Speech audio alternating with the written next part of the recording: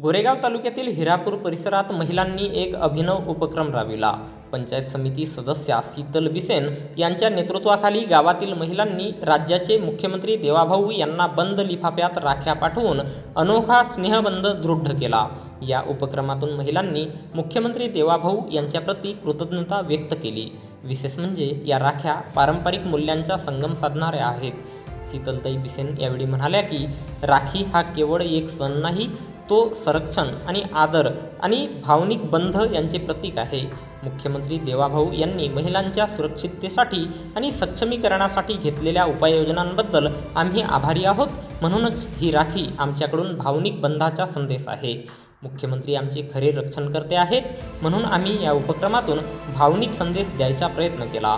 या उपक्रमादरम्यान शीतलताई यांनी सांगितले की मुख्यमंत्री आणि केंद्र सरकारच्या अनेक योजनांमुळे महिलांचे जीवनमान उंचावले आहे।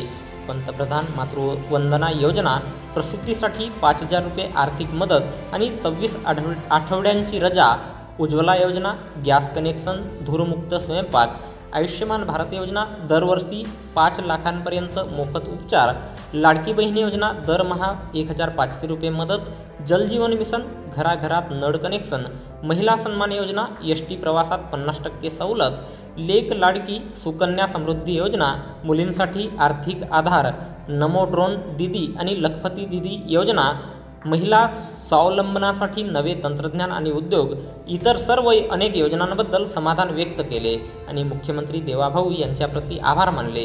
हिरापूर येथील महिलांनी मोठ्या उत्साहाने या उपक्रमात भाग घेतला।